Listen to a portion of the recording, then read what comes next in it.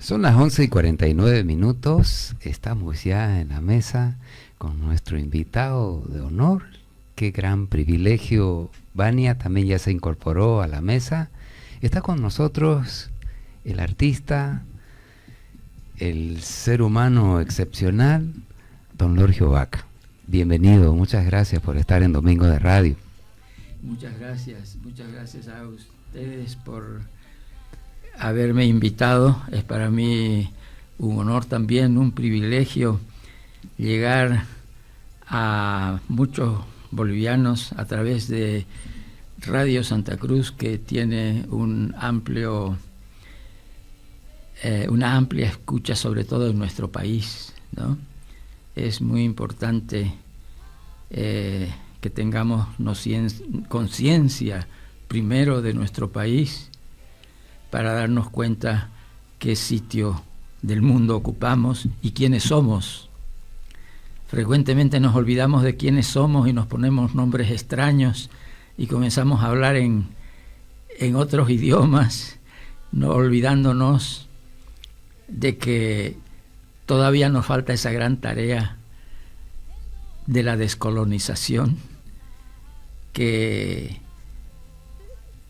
solamente algunos medios de comunicación como Radio Santa Cruz y algunos otros que en este momento no me vienen a la memoria, se dedican a trabajar en y para este país y para nuestra gente, ¿no?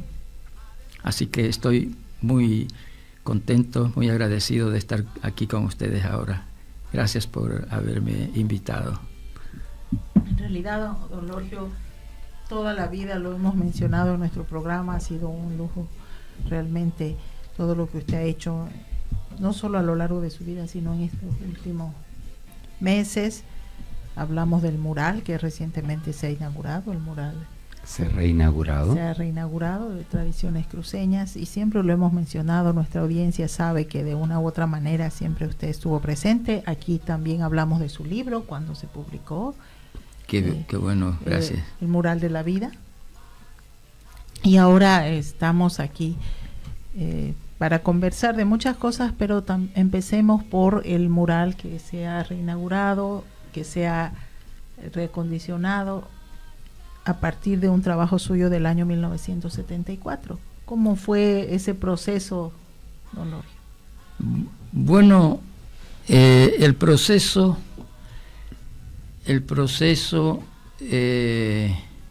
tal vez voy a recordar cómo se originó ese mural, ¿no? Uh-huh. Porque estamos hablando de 1974, ¿no? 50 años atrás. 50 años atrás, es medio siglo, ¿no? Este mural, resulta que cuando yo era niño, fíjate cómo son las cosas, ¿no? En La Paz, yo vivía con mamá en La Paz. Yo era hijo único y vivía con mi mamá en La Paz. Mi mamá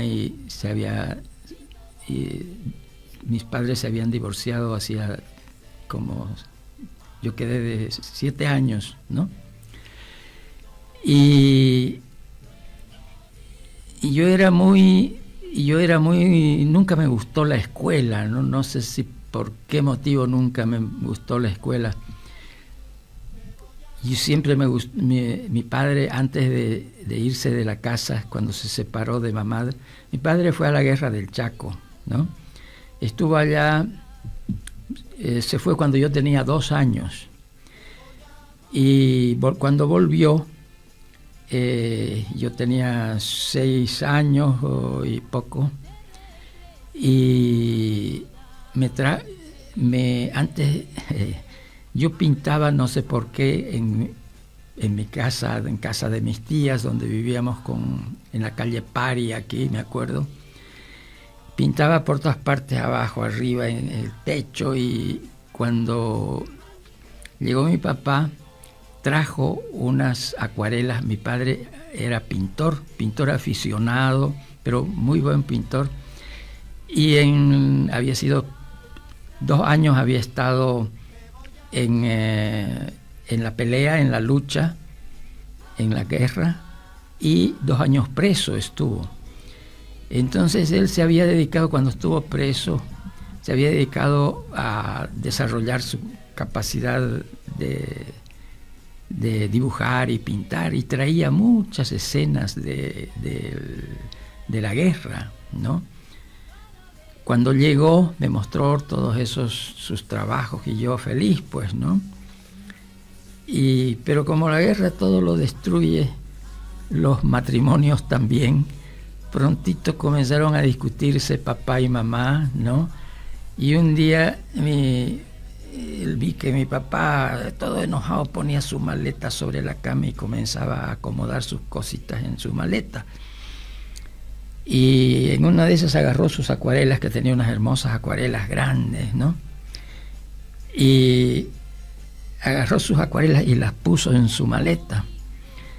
Y se fijó que yo estaba mirando, ¿no? Estaba ojo al charque, yo mirando ahí. Y entonces parece que reflexionó, las agarró otra vez sus acuarelas y me dice: mejor esto se queda con vos aquí para que sigas pintando, me dijo. Entonces me las entregó, sus acuarelas, ¿no? Y papá se desapareció, se fue, y no lo volví a ver hasta que yo tenía 12 años, ¿no? Y yo pintaba secretamente, sin mostrar a nadie. La única que de arriba miraba era mi mamá, que también le gustaba, pero pintaba yo secretamente sin mostrar a nadie, ¿no? Y cuando era chico todavía, no me llevaron a una escuelita que estaba cerca, y yo fui dos veces y nunca más quise volver.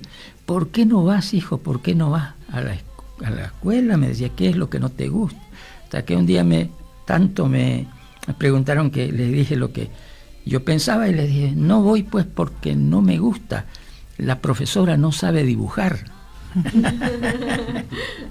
O sea, no sirve para nada esa profesora si no sabe dibujar. Así que por eso yo no quería ir, ¿no? Bueno, te cuento estas cosas porque son importantes vistas a la larga, ¿sí? Son importantes desde el punto de vista de la educación, que es el que me preocupa ahora, cuando ya voy a cumplir 94 años y tengo más o menos una mirada panorámica de la vida que me ha tocado vivir, y también una cierta idea del mundo que me ha tocado conocer a través de los medios de comunicación. De modo que ahora me doy cuenta muy claramente de que el problema fundamental que tenemos no solamente en nuestro país, sino que ahora haciendo una mirada más grande, es casi en todos los países, es el problema de la descolonización. Porque resulta que hasta no hace mucho todo el mundo estaba colonizado, ¿no? Me acuerdo que la India, la China, Vietnam, todos esos países estaban estaban colonizados por Inglaterra y Estados Unidos, ¿no? Increíble. Entonces el problema de la descolonización es un problema mundial ahora, ¿no? Todo por la colonización es una cosa que se nos ha impuesto desde la religión, ¿no? Cada lugar donde llegaba un colonizador imponía su religión, ¿no? Toda su visión del mundo nos la trasladaba a los colonizados. En el caso de Latinoamérica, tenemos la suerte históricamente de que somos nos unimos por el idioma, ¿no? Somos países latinoamericanos ahora, ¿no? Pero, claro, nuestra gran unidad es no la latinidad, sino que América, antes de que lleguen los españoles, ya tenía grandes civilizaciones.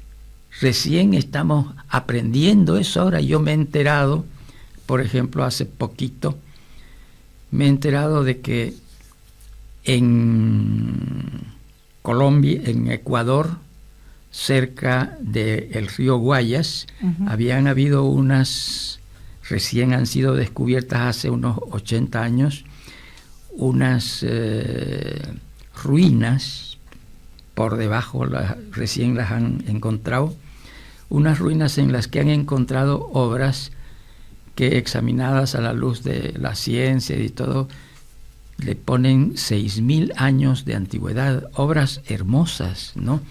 Por ejemplo, ha logrado salvarse, porque los huaqueros eran los que la conocían esto, los científicos no, y ya lo habían saqueado mucho tiempo antes, ¿no? Pero se había salvado, el cuidante había salvado casualmente un sol de oro de 80 centímetros de diámetro, que era una belleza, pues, ¿no? Y que se veía todo en oro, era una hermosura. Pero tenía unas escrituras a lo largo de todo, de todo ese ancho, mejor dicho, y que en los laboratorios no pudieron decir con qué se habían hecho esas inscripciones. No se ha acabado de descubrir todo el trabajo de los pueblos indígenas precolombinos. Y de eso hablamos a la vuelta a la pausa. No se aparten de la sintonía. Realmente un privilegio escuchar a don Lorgio Vaca explicarnos. Durante la pausa estábamos hablando de eso y ahora en vivo ustedes lo escuchan, cómo él nos explica procedimientos de los pueblos indígenas, en este caso de Occidente, para hornear la cerámica de una manera que nosotros no sabemos, ¿no? Con taquia, que es el excremento de la llama, y así podríamos seguir hablando horas con él por su inmensa sabiduría, bien ganada a lo largo de tantos años. Don Lorgio, queríamos preguntarle cómo fue el proceso de creación, ya volviendo a nuestro tema del mural, ¿cómo fue ese proceso de creación de este mural? Usted nos estaba contando que inició el año 1974, el mural que 50 años después se ha vuelto a presentar, reacondicionar. Sí, disculpen, yo estaba hablando de un tema y me he pasado a otro, pero a lo largo de mi vida he descubierto que todos los temas tienen relación entre sí, ¿no? Y que nosotros no los entendemos porque nuestra educación está muy cuadriculada. Cada tema está separada del otro.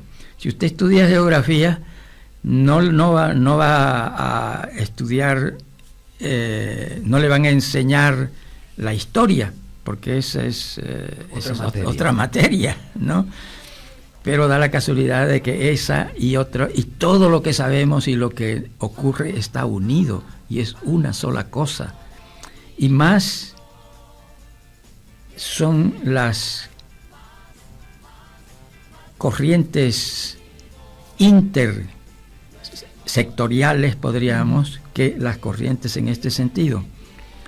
Es decir, por ejemplo, ahora que yo tengo algunos alumnos, me voy a pasar a otra cosa porque si no, no se entiende. En la universidad,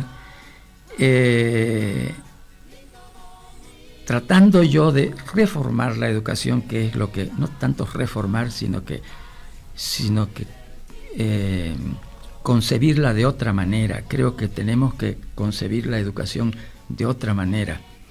Entonces, buscando la manera de hacer yo en la universidad con mis alumnos, decidimos pues investigar nosotros por nuestra cuenta, ahora que hay internet, ¿no? Y entonces este punto, por ejemplo, de que estamos hablando de cómo está dividida las ciencias en nuestro mundo, separadas así por separaciones verticales, lo cual parece responder a la conciencia jerárquica de que siempre arriba lo bueno y mientras va bajando está lo malo, ¿no? Lo menos científico, digamos. En todo, ¿no? Lo bueno arriba, lo malo abajo, y así todo, el que está arriba es el que manda, ¿no? Siempre es la jerarquía. Entonces todo lo jerarquizamos de esa manera, lo cual, claro, poco tiene que ver con la vida, con la realidad, ¿no? Eso tiene más que ver con un esquema mental que se han hecho para representar y justificar esta necesidad de mandar sin escuchar, ¿no?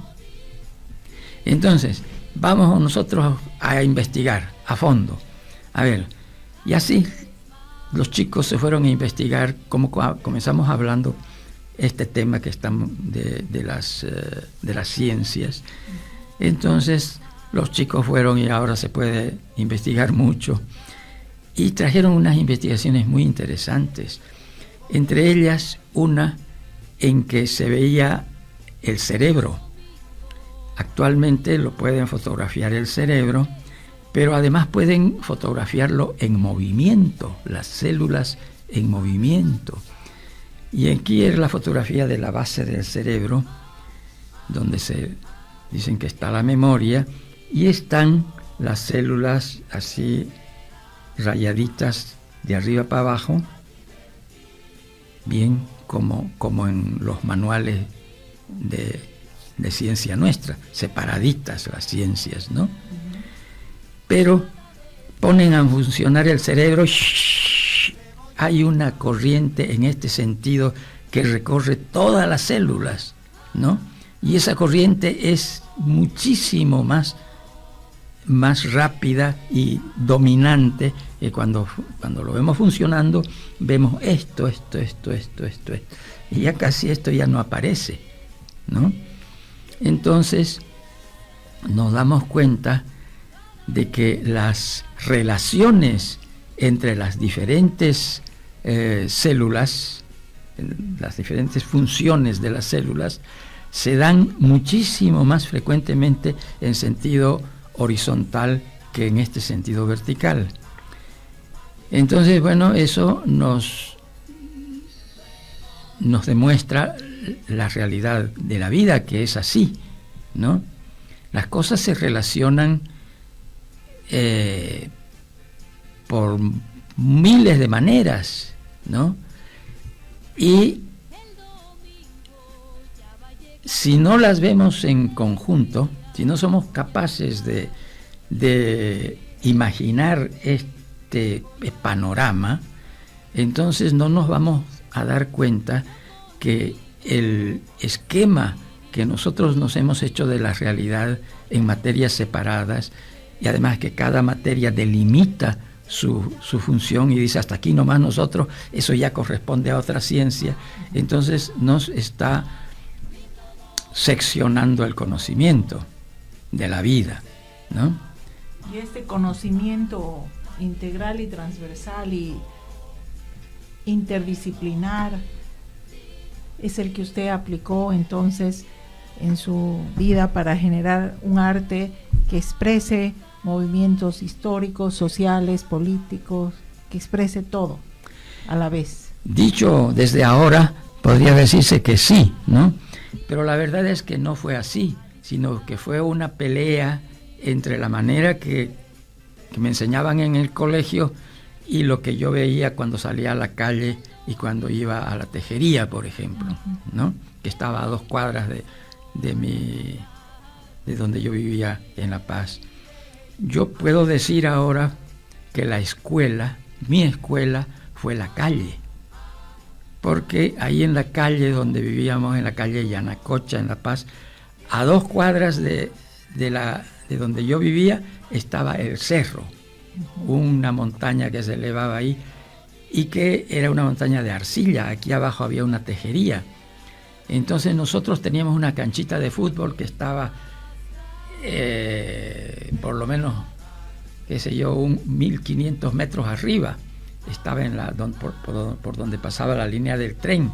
Y nosotros teníamos que trotar todos los días subiendo esa montaña hasta llegar al ferrocarril, y ahí, a un ladito de la línea del ferrocarril, había una hondonada que había sido seguramente una laguna, pero ahora era una lagunita de arena, estaba seco, ¿no? Y era una lagunita de arena y era cabalito como para que sea nuestra cancha, ¿no? Y el resto eran las montañas ahí, ¿no? Así que para llegar a la cancha teníamos que hacer todo ese trayecto. Y entonces yo pasaba todos los días por la tejería y me atraía pues la tejería, ¿no? Y entonces comencé a manejar el barro ahí en la tejería, ¿no? Porque se me ocurrió nomás, ¿no? Y porque lo vi, además vi la gente que trabajaba con barro, etcétera, ¿no? Entonces eso hizo que yo me aficioné del barro. Si yo hubiera sido un buen escolar, jamás hubiera ido a la tejería, porque hubiera estado en clase, ¿no? O sea, producto de su rebeldía es que además un cruceño que circunstancialmente vivía en La Paz, sí, agarró el barro en La Paz. En La Paz, ¿no? Y también jugaba en una cancha en altitud, que se está hablando ahora. Claro, entonces por eso subíamos a la carrera y yo sentía que no tenía aire, ¿no? Me faltaba aire, pero yo seguía, ¿no? Y hace poco, cuando me han examinado el corazón, han descubierto que yo tengo una aorta sumamente gorda. Todo el mundo decía, pero ¿qué? Me miraban, ¿usted se siente bien? Perfectamente, yo hago esto. O sea que pareciera que mi aorta se ha desarrollado de acuerdo con esos esfuerzos, ¿no?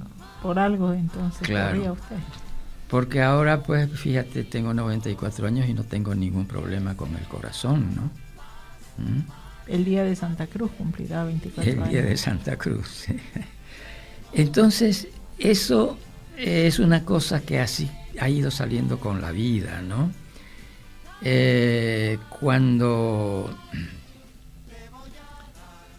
Cuando yo quise dedicarme siempre me gustó la pintura, quise dedicarme a la pintura. Entonces vi que fui a la Escuela de Bellas Artes, ¿no?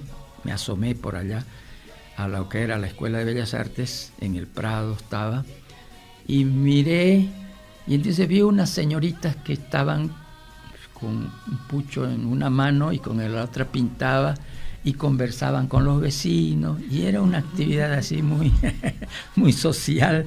Entonces yo vi eso y dije, no, esto no es conmigo, ¿no?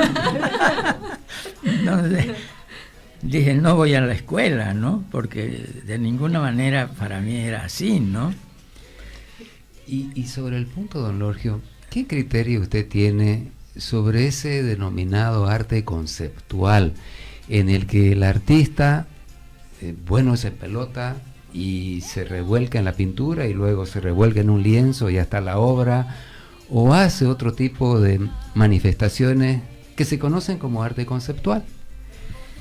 Bueno, claro, nuestro idioma ha dividido, o bueno, utiliza las palabras así, concepto, ¿no? Es algo que nosotros fabricamos en nuestra cabeza, ¿no? Y la creación artística es algo que viene desde mucho más adentro, es mucho más profunda, ¿no? A científicos como Maturana, por ejemplo, Humberto Maturana, uno hace poquito nomás ha muerto, chileno él, es uno de los revolucionarios de estos conceptos. Él, como es biólogo, ¿no? Ha estudiado la naturaleza y dice que a los seres humanos nos pasa igualito que en la naturaleza. Es decir, que nosotros desarrollamos o que nuestros antecesores en la especie han venido desarrollando todas las capacidades que ahora nosotros tenemos, y son fruto de un desarrollo entre las especies a través de miles de años, ¿no? Y que por eso cada uno de nosotros tiene su visión, porque al mismo tiempo cada uno de nosotros es hijo, nieto, subnieto de nuestros parientes, ¿no? Y eso obedece también a las leyes de la herencia que ya habían sido estudiadas antes, desde hace mucho tiempo, y que sabemos que eso es muy irregular, las leyes de Mendel que conocemos, ¿no? Entonces, existe esa realidad natural en las especies de que todo lo heredamos de nuestros antepasados. Todas las capacidades que tenemos los seres humanos las hemos heredado de nuestros antepasados y se nos transmiten a través de los genes, ¿no? Y por eso que es una transmisión medio caprichosa, pero es básicamente a través de los genes y no tiene nada que ver con la voluntad mejor dicho, no tiene nada que ver con la razón, ¿no? Cuando nosotros queremos hacer algo, sentimos deseos de hacer y hay algo que nos tira y nos gusta, es porque estamos siendo objeto de ese impulso natural que se llama amor, que no es privativo de los seres humanos, sino también de los animales, que es lo que nos impulsa a hacer algo que nuestros antepasados han estado haciendo, ¿no? Entonces ese amor que tiene diversas facetas, ¿no? Que no es solamente el amor sexual, sino es en un rango mucho más amplio, ¿no? Es esto que nos ordena íntimamente sin que nosotros lo sepamos, nos ordena a que algo nos guste, a que hagamos algo. Cada uno de nosotros ha tenido en su vida deseos de hacer algo y muchos de nosotros hemos podido hacer algo al respecto, pero la mayoría no ha podido hacer nada y se ha quedado con esa frustración, ¿no? Y esa es una frustración que es pues también dañina para el ser humano, ¿no? Pero este impulso de seguir, este impulso del amor en el amplio sentido, eso no está previsto por nosotros, ¿no? En nuestra educación.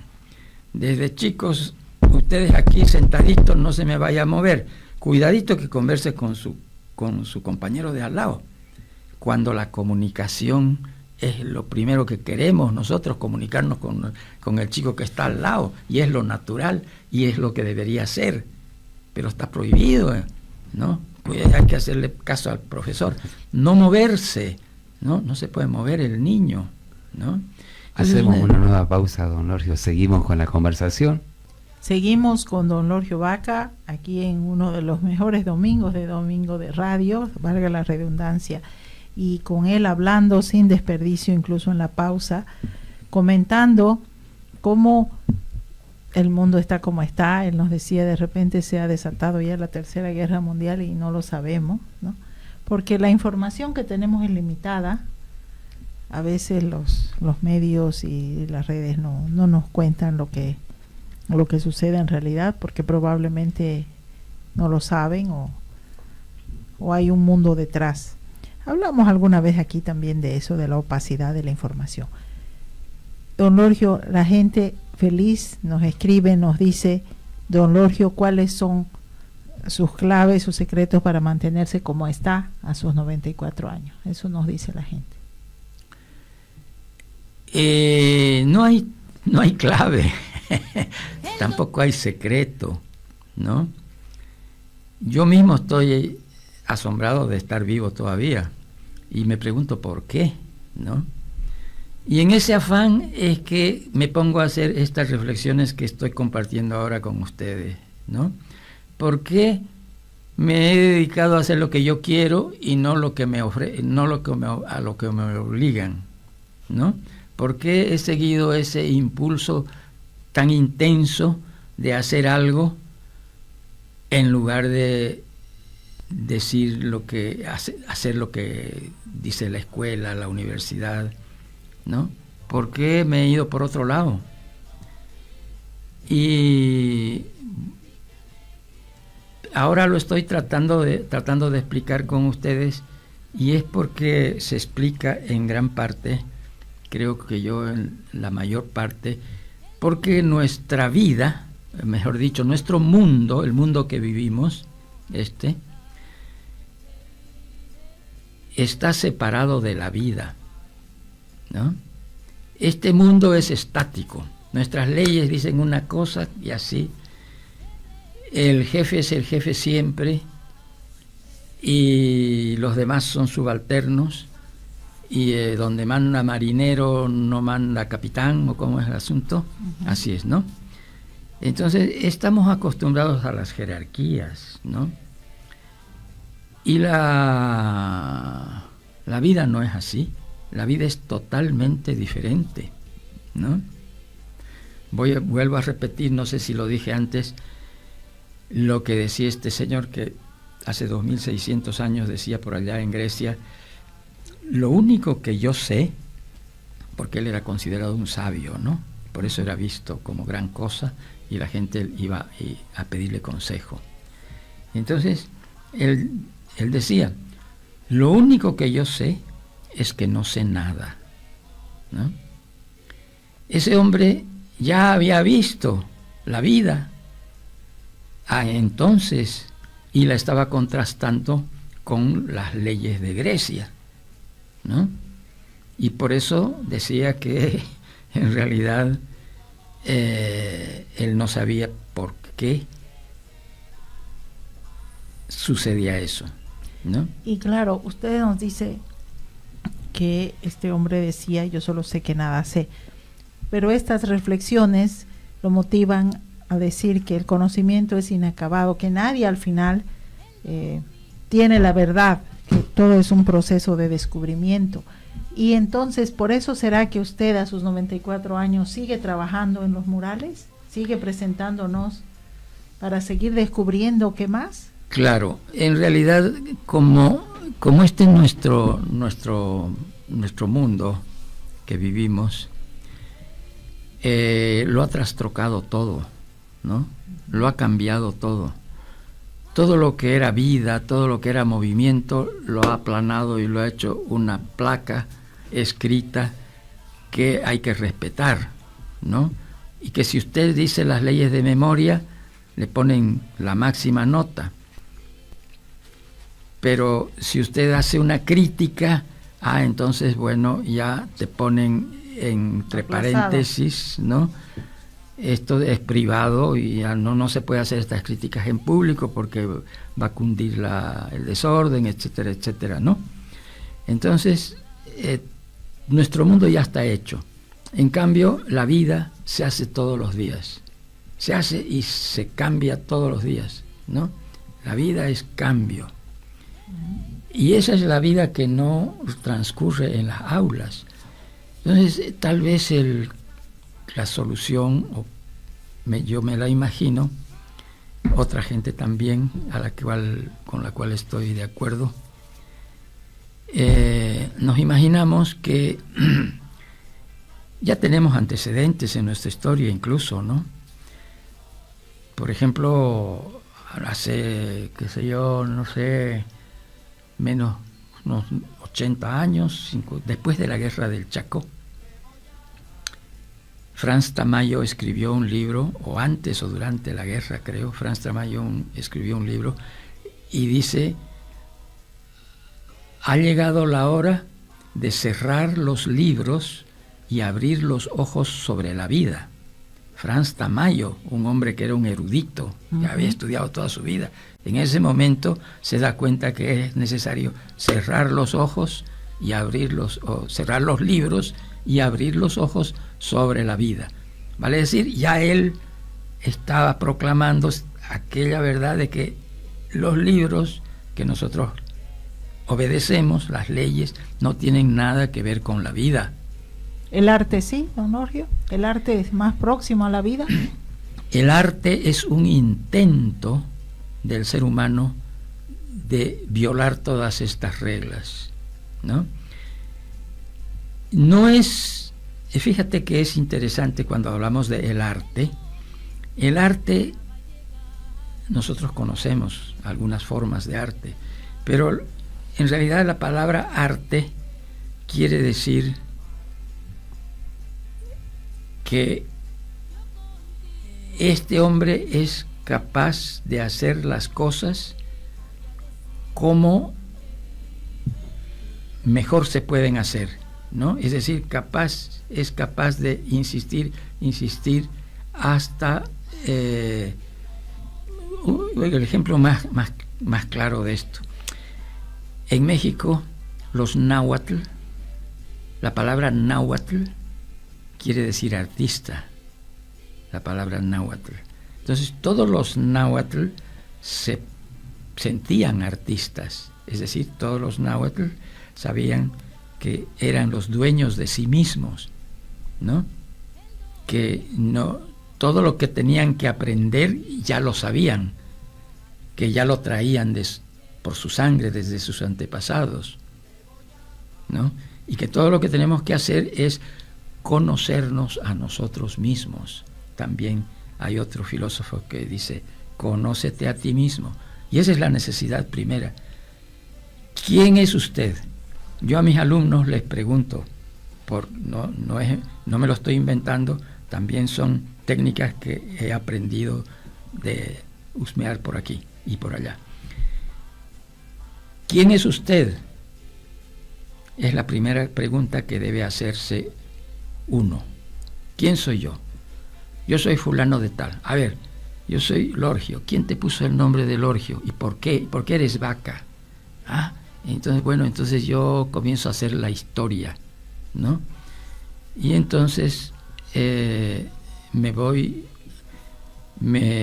remito a la guerra del Chaco, me remito a que el nombre Lorgio era de un señor amigo de mi papá que se llamaba Lorgio.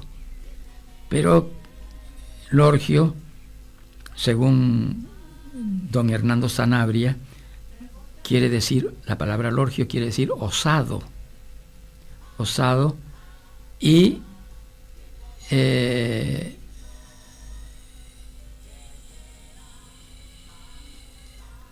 la palabra Lorgio es osado, y además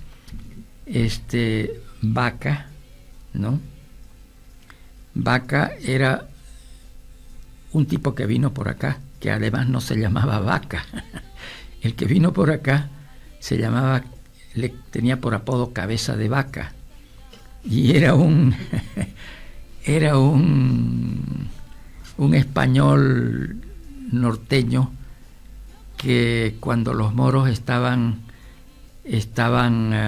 invadiendo España, él luchaba contra los moros, pero los moros eran superiores en cantidad y todo, y los moros los barrieron, y él se escondió en un matorral, en unos matorralitos se escondió, y ahí estaba y no salía porque escuchaba que los moros iban y venían por todas partes, y no sabía qué hacer, y sabía que en un ratito más lo iban a descubrir. Entonces él se da cuenta que estaba pisando algo, unos huesos, y mira qué era, y era una cabeza de una vaca muerta. Su cabeza era la que estaba abajo, y la saca, ¿no? Y era la cabeza con sus cuernos, la cabeza de la vaca. Y entonces se le ocurre plantarla en un palo, y la sube y la comienza a mover, y los moros ven la vaca, la cabeza de vaca, moviéndose encima de la planta, y se asustan y se van. Entonces, muy ingenioso y ocurrente, así como usted, su antepasado, don Lorgio. Vamos a hacer una pausa, ¿no? Sí. Y entonces lo cargó todo, y al ver tanta cosa rica que llevaba, después llevaba joyas, llevaba pues todo le habían dado, ¿no? Eran ricos los indígenas en joyas sobre todo. Entonces el barquero desembarcó al otro lado el Cabeza de Vaca, y el barquero empujó la barca y se fue con todo, ¿no? Lo dejó tal cual. La única cosa que el Cabeza de Vaca se le había ocurrido era ponerse un anillo habían unos anillos, ¿no? Ahí se puso el anillo, ¿no? Y eso fue lo único que conservó. Entonces allá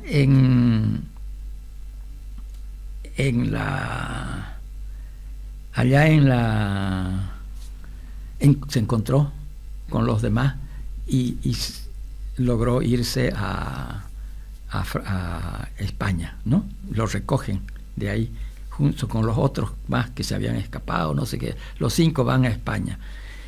Ahora, hasta ahí es la historia. Hay una historia que cuenta otro de que con ese anillo el Cabeza de Vaca pudo pagar otros que lo atacaron y pudo conseguir una dama que lo ayudó en no sé dónde fue a parar. Se lo llevaron a no sé qué lugar del mundo y allí vivió como rico solamente con el anillo que tenía, ¿no? O sea, qué buena. Pero bueno, historia de los genes sí, que trae don Lorgio. Sí. O sea, don Lorgio, hablaba usted de cómo nosotros estamos habituados a ver las cosas cuadriculadas y resulta que no son así. Y a la memoria se me viene un hecho que causó amplio revuelo en Montero, donde usted hizo un mural, bueno, una serie de murales, porque es un conjunto de murales, que fueron intervenidos, por decirlo de alguna manera, por algunos pobladores enojados ahí en Montero, y la reacción suya sorprendió porque usted, en vez de molestarse, en vez de enojarse, dijo, no sé si es lo correcto, ya, lo completaron, está bien lo que hicieron. ¿Se acuerda usted de ese episodio? Más o menos fue así, ¿no? Pero no era que yo decía que estaba bien, sino que debía quedarse así, porque habían muchas opiniones, ¿no? Es decir, esto era en la televisión o un televisivo, se preguntaba a varias gentes que estaban ahí. Entonces uno decía, oh, qué barbaridad, decía esto, que una barbaridad, que debería, por supuesto, es una ofensa, que todos tachaban eso como una barbaridad. Sí, ¿no? Para poner un poco de contexto, era una huipala y la figura del Che Guevara. Claro, era una manifestación, ¿no? En el mural, eso es una manifestación en el fondo, y en la manifestación se ve que uno de los manifestantes lleva una pancarta con la efigie del Che Guevara, y más allá se ve una huipala, que en todos los desfiles aparecía, pero es en el fondo, ¿no? Entonces habían picado tac la figura del Che Guevara, la sacaron la huipala. Entonces eso era lo que habían hecho, ¿no? Y el director, no me acuerdo cómo se llamaba, el director de la Casa de la Cultura allá, ese era el principal incómodo por el asunto, ¿no? Era el Camba Florencio. Uno era el Camba Florencio, ¿no? Y otro era no sé quién, otro. Bueno, el hecho es que entre las diferentes opiniones había uno que dijo, yo creo que deberían dejarlo así para que la gente se dé cuenta cuán imbéciles o cuán intolerantes, cuán salvajes son estos montereños. Así está, el mural está así. Sí, entonces yo dije que creo que eso es la mejor lección, ¿no? Si se ve ahí, falta unos pedazos del mural. Claro, y quedaron así. Claro, la y gente un se pregunta, registro, ¿no? sí, De un momento también, claro, del pensamiento que se tenía en aquella época. claro. eh, Bueno, si ustedes ven en la internet, Ujú. vean eso, busquen, no sé cómo fue, yo por casualidad el otro día, porque me pidieron unas fotos antiguas, dije, a ver, me puse a buscar en la computadora y puse Lorgio Vaca, murales antiguos, Montero, ¿no? Y me aparece pues un chorizo así, ¿no? Y ahí está todo este problema, es todo esto que les he contado, está ahí descrito, pero está seguido de un montón de cartas de apoyo que hay a Lorgio Vaca, pero de varias partes del mundo, ¿no? Y entonces Yo firmé en su tiempo, con mi hermana firmamos una carta de sí, apoyo. está, claro que la he leído, sí, Ujú. está, y están muchas así, ¿no? Ujú. Está por eso muy interesante, ¿no? Más bien contribuyeron a darle visibilidad bajo el A criterio la de que la obra y el problemática. pensamiento de un artista, ¿no?, se debe respetar. Uno puede Claro. no gustarlo, no estar de acuerdo, pero no puedes destruir Claro, una y obra no artística. solamente de un artista, ¿no? Te cuento la gran sorpresa que yo de hace poco, ¿no? Porque uno recién aprende estas cosas, todos nacemos tan incultos como nos han criado, ¿no? Pero hace poco hubo una feria del libro aquí, ¿no?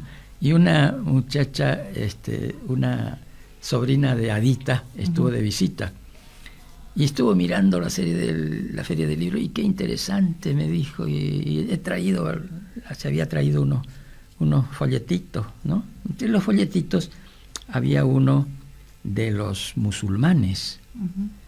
No sé cómo se llama la iglesia. ¿Qué le dicen a los musulmanes además?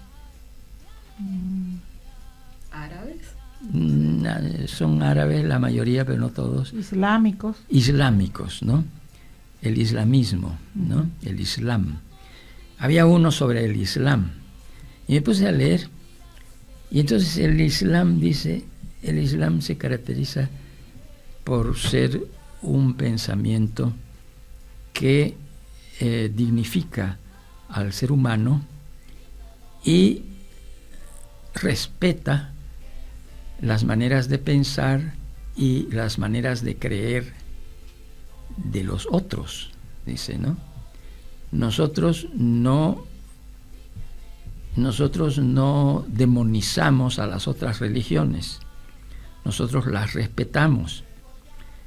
No estamos de acuerdo en todo, pero respetamos esa posición, ¿no?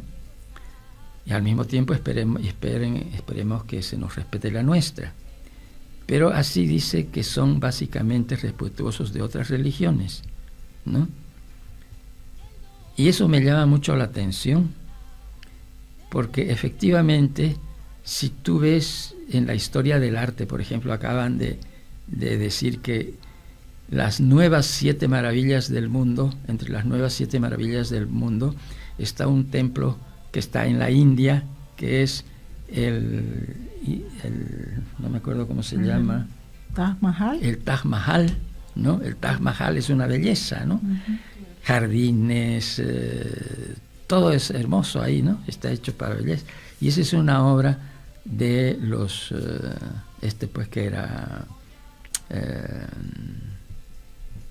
musulmán, ¿no? Pero es islámico, ¿no? Y bueno, a eso los musulmanes han hecho eso en la India. Pero en América han hecho cosas parecidas, han hecho Granada, han hecho todo el sur de España es moro, ¿no? Es lleno de jardines, lleno de... Yo veía la Alhambra, ¿no? La Alhambra, Granada, ¿no? Sí. Yo veía, por ejemplo, habían puesto un día, habían hecho una protesta de toda España, no sé qué, protestaba por algo, y ponían arriba la Plaza Mayor de España, ¿no? Abajo ponían Granada, etcétera, etcétera, etcétera. La Plaza Mayor de España era un patio empedrado donde no había una brizna de nada, un patio empedrado con con construcciones a este otro lado y a los dos lados, y esa es la Plaza Mayor de España. Debajo, la Alhambra, una belleza con jardines. Otra vez la jerarquía es esa, ¿no? Sin sentido. Entonces, ya ves, todo lo que han hecho los musulmanes es así. Y lo han hecho, me he quedado asombrado cuando he sabido que lo habían hecho también en Rusia. En Rusia hay todo un departamento grande que es de los musulmanes y sigue siendo musulmán. Igual en la China, tienen todo un departamento que son musulmanes y es China. Pero el chino habla musulmán y tiene la religión musulmán y son reconocidos como musulmanes.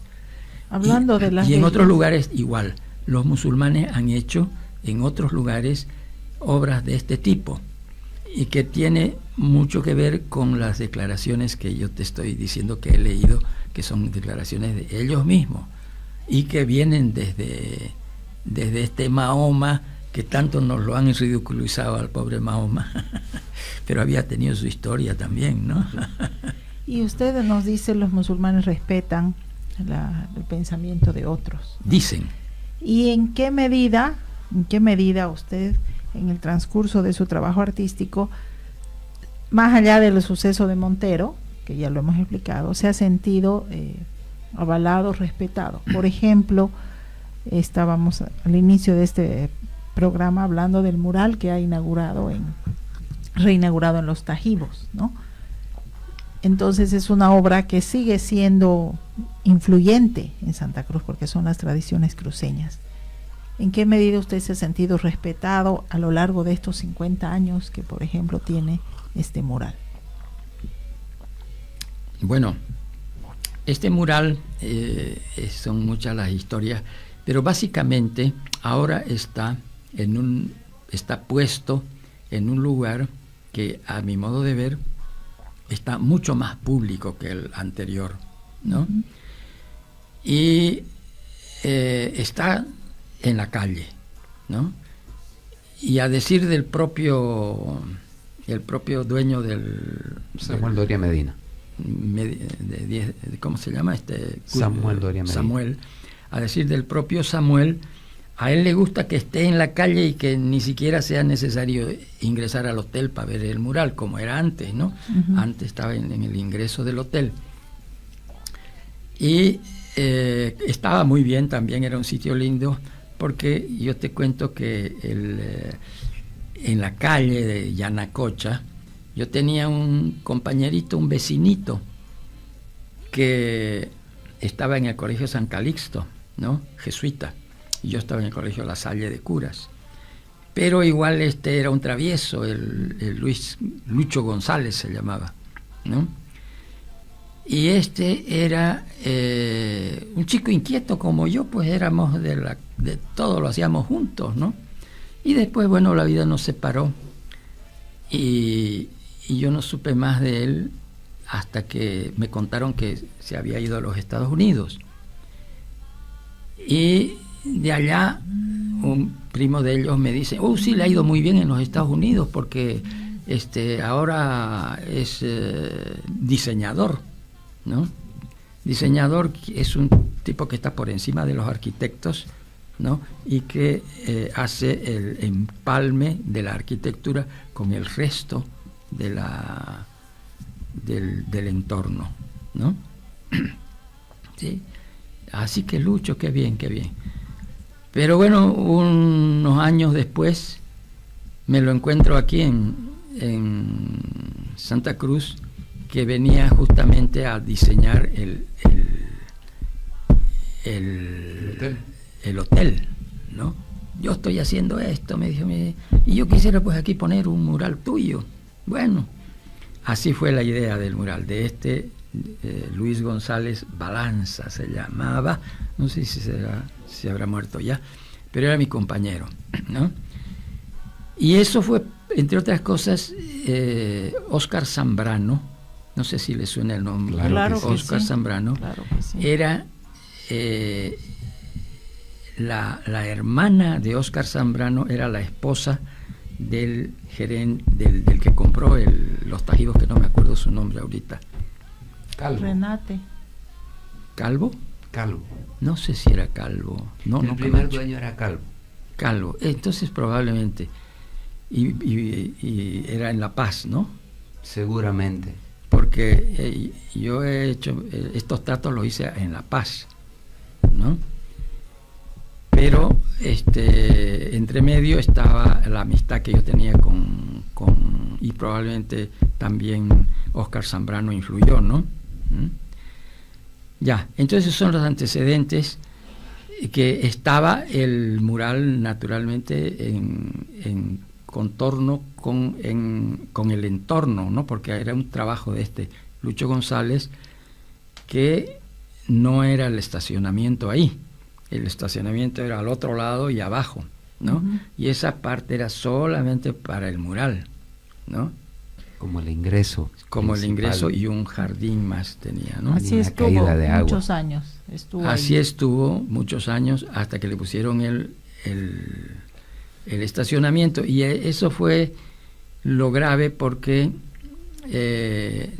cuando nosotros hicimos el 74 no habían 100.000 habitantes en Santa Cruz. Uh-huh. Creo que 80 y pico nomás de habitantes era la población. Sí, lo que había en Santa Cruz. Por tanto, de vez en cuando nomás pasaba un auto, pues, ¿no? Pero de ahí se hizo, pues, el estacionamiento y le echaron dióxido de carbono. De modo que una de las dificultades más grandes que tuvimos fue limpiar todo ese dióxido de carbono, ¿no? Que se ha hecho como una mugre difícil de sacar, ¿no? Y nosotros no queríamos utilizar ningún detergente moderno, porque no se sabe, pues, los efectos, ¿no? Porque lo que sí sabemos ahora es que, en general, los arquitectos construyen sus obras máximo para 20 años.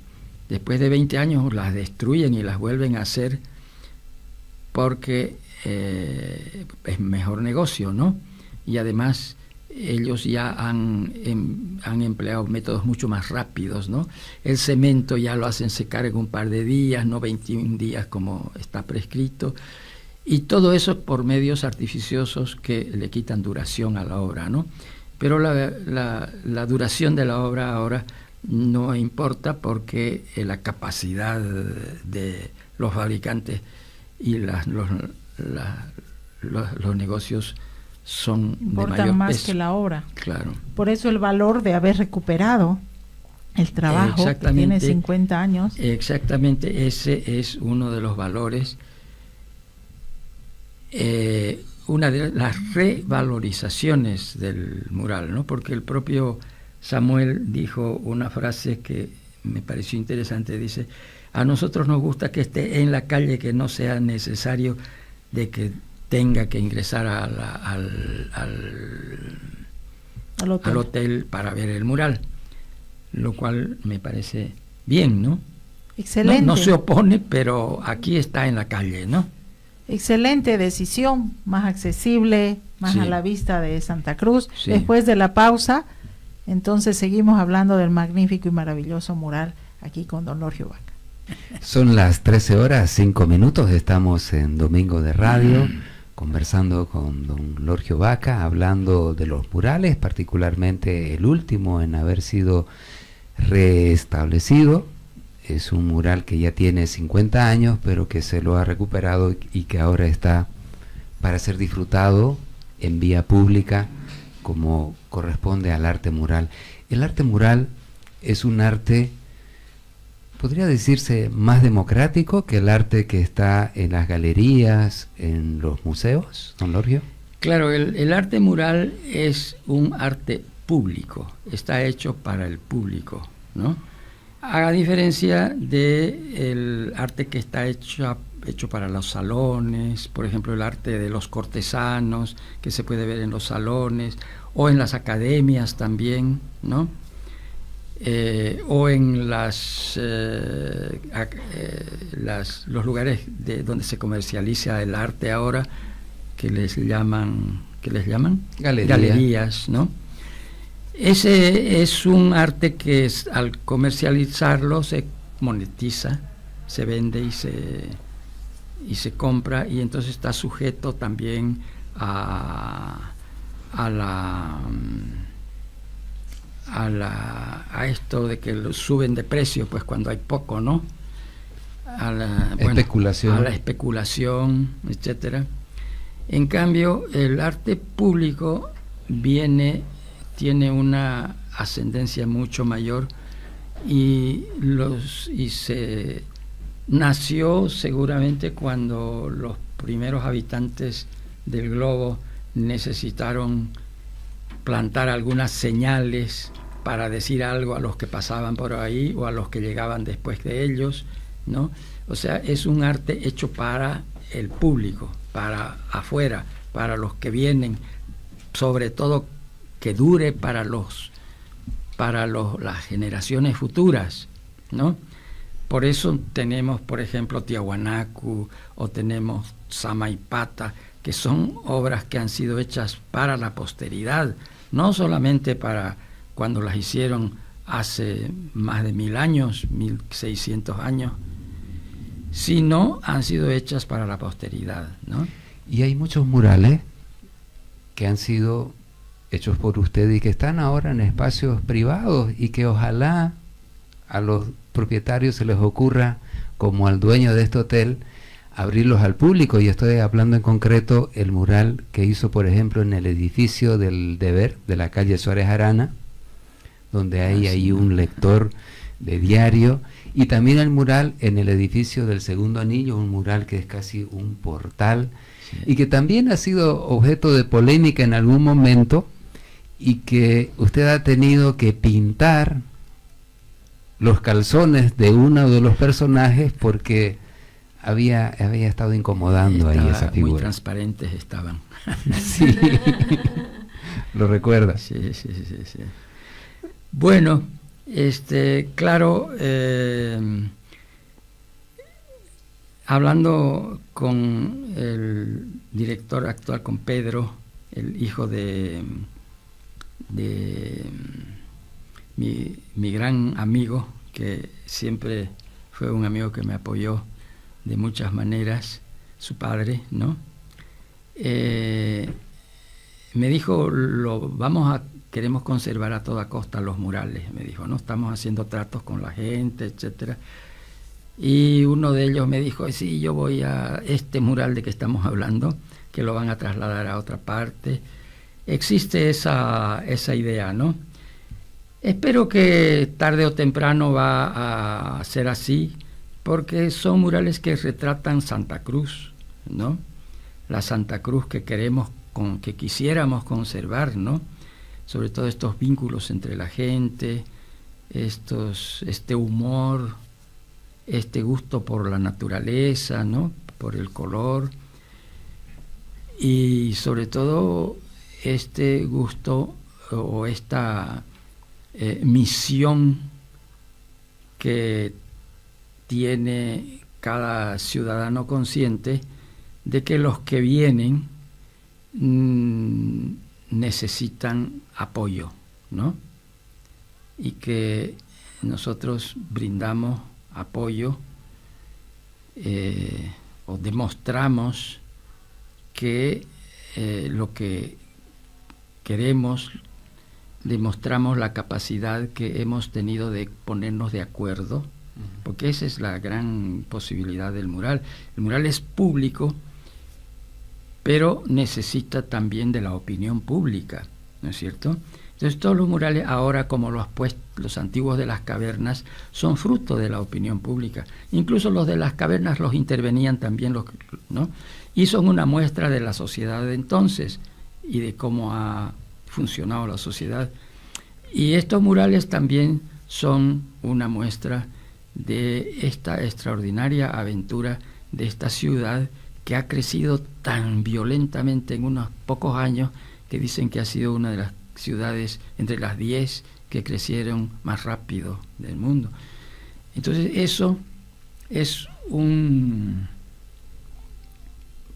una pregunta que nos hace la historia. ¿Por qué? y cómo, ¿no?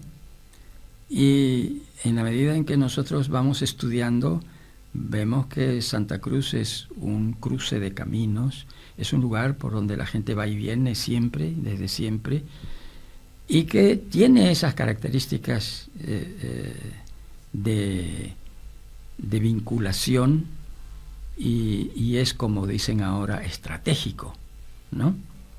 Un punto estratégico. Sí, entonces es necesario tener conciencia de eso para modelar nuestros pensamientos y lo que esperamos de nuestra sociedad. Olvidarnos que somos cambas y collas para darnos cuenta de que somos seres humanos, americanos, bolivianos, y que estamos aportando al mundo una manera de ser y de crecer y de avisorar el futuro, ¿no? En el caso de los murales, en el caso de Santa Cruz, varios historiadores han mostrado que Santa Cruz ha tenido la suerte de, además de estas características de que hemos hablado, de que aquí hemos podido hacer este trabajo gracias a que existía un espíritu de superación, un espíritu de hacer cosas, ¿no? Y de apertura, ¿o no? ¿Y de qué? Apertura. Y de apertura, naturalmente, ¿no? Es decir, incluso de convergencia de opiniones de la gente, ¿no? Entonces, eso es otra herencia, diremos, que pueden dejar los murales, ¿no? Como el hecho de que son tratamientos sociales que desde el principio de la ciudad van dominando a esta sociedad moderna que es Santa Cruz, y sociedad plurinacional también, ¿no? Que es una de las características de las sociedades precolombinas de América, ¿no? Dicen que cuando llegó Hernán Cortés a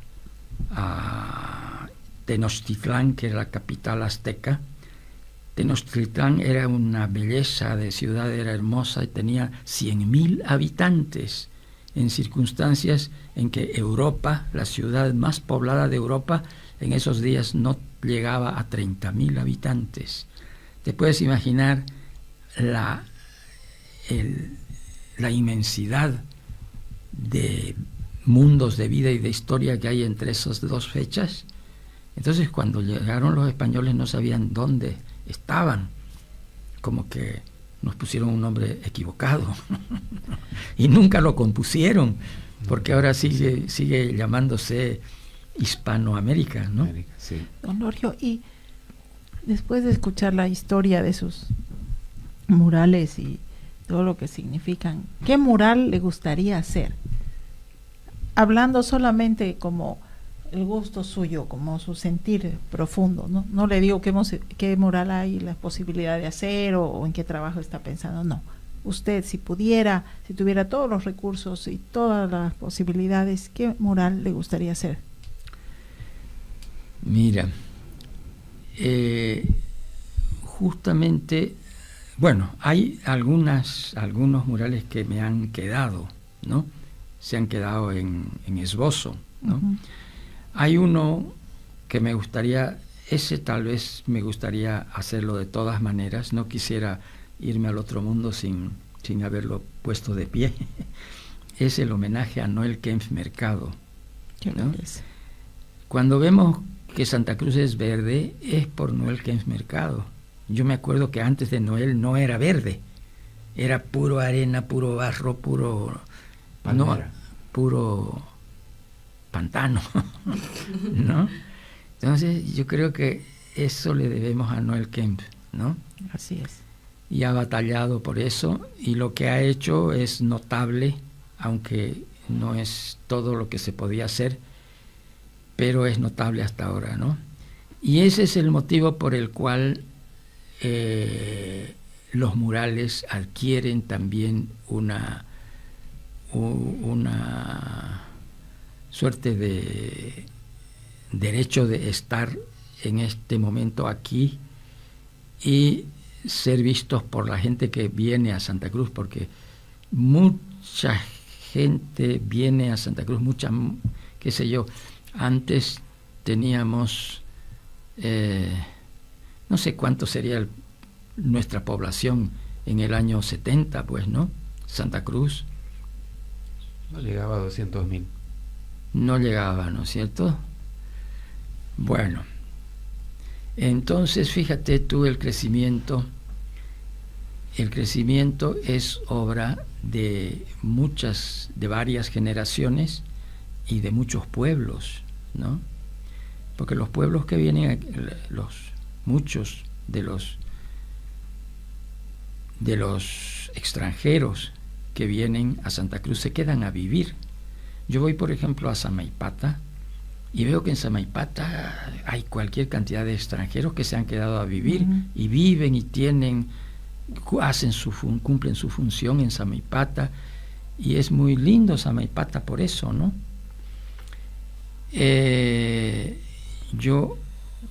el mural que dice en homenaje a Noel Kempff, ya lo tiene avanzado, esposado. El mural lo tengo ya. El mural que para Noel Kempff iba a estar a la orilla del río, ¿no? Pero en eso hubo un cambio de gobierno, ¿no? No me acuerdo quién estaba. Hubo un cambio de gobierno y entonces se paralizó por eso, ¿no? Después volvió otra vez y incluso los parientes de Noel Kempff estaban muy interesados y una de ellas, la hija, movió mucho el asunto, pero al final se quedó en nada, ¿no? Yo creo que no sé qué fue lo que influyó. Fue probablemente los planes del alcalde de entonces con los planes del anterior, ¿no? Parece que no entraron en connivencia y se quedó así, ¿no? De modo que han hecho algo también, un pequeño foro han hecho que está actualmente, pero no es, pues, no tiene ni la dimensión ni la intención del otro, ¿no? Pienso que ahora hay una oportunidad, ahora que están haciendo el puente de la Roca y Coronado, pienso que habría una posibilidad de colocar ahí cerca, y estaría muy a propósito, este homenaje a Noel Kempff, porque está previsto, es un anfiteatro al aire libre, ¿no? Donde están los murales, está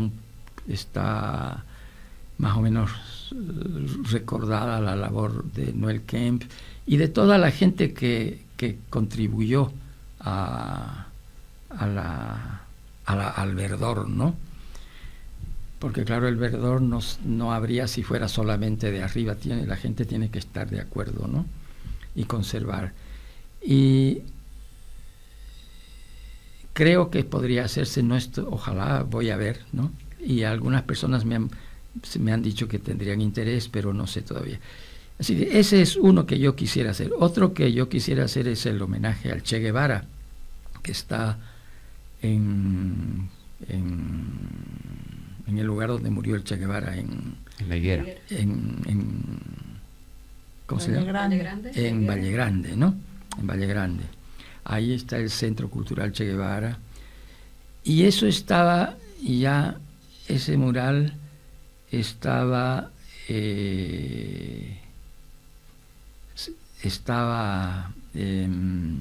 ¿diseñado? No solo que estaba diseñado, está el boceto, lo tengo el boceto, pero estaba ya aprobado y iba a ser financiado por los países del ALBA, ¿no?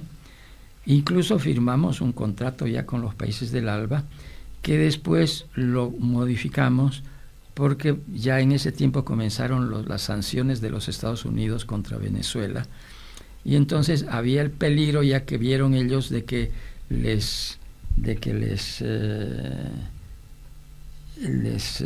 inmovilicen su banco, ¿no? Porque ellos, y había el Banco del Alba, ¿no? Que era el que iba a financiar esto, ya contrato hecho. Entonces los mismos nos hicieron una nueva propuesta, nos dijeron, vamos a hacerlo en un solo pago, que va a ser al principio, y vamos a poner aquí una comisión que se va a encargar de que se haga, de que vigile. Entonces quedamos así. Me dijeron, mande, usted va a recibir la plata en su cuenta, ¿no? Yo les mandé aquí mi cuenta en el Banco Unión y me quedé esperando. Hasta la fecha. Hasta la fecha. Les congelaron los fondos. Por eso nunca, el cheque lo hicieron, pero no lo pudieron nunca poner ¿no? Ha sido una conversación entretenida, larga. Vania, hemos aprendido muchísimo. Grecia, creo que ha sido un regalo en este domingo para la audiencia. Un regalo, don Lorgio, tenerlo con nosotros. Ya lo hemos tenido abusando de su bondad y de su paciencia, y le invitamos a dar sus palabras ya para cerrar esta entrevista. Bueno, además de estas cosas que yo quisiera hacer, hay una que yo de todas maneras no quisiera irme sin dejar. Claro, es esta reforma. Y yo soy profesor hace como 20 años en la Facultad de Artes de la Gabriel René Moreno. Y de una manera o de otra me las he arreglado para poner de pie unos 2 o 3 murales hechos por los alumnos, no bajo mi dirección, sino bajo la dirección de ellos, y hechos con la idea que hemos puesto en claro de que el arte es algo que tiene que nacer de adentro, ¿no? Es una obra de amor, y cuando es de historia y reconocimiento es de muy de corazón, ¿no? Entonces, siguiendo antiguas y modernas tendencias en la educación, yo me inclino a sostener que la educación es una actividad de autoconocimiento, ¿no? Que venimos al mundo con todas nuestras capacidades para que en familia o entre amigos o entre lo que sea las pongamos en práctica. A través de nuestra vida podemos poner en práctica estas capacidades, pero lo que más conspira contra la puesta en vigencia de esas capacidades creativas que todos tenemos, todos somos náhuatl, todos somos artistas, nada más que no todos tenemos la oportunidad de desarrollar estas capacidades. No a todos la vida nos da las capacidades de desarrollar nuestras capacidades. Tenemos que estar esperando que alguien nos lo encargue, que alguien nos pague para hacer ese trabajo, que alguien nos apoye, ceda la posibilidad de hacer eso.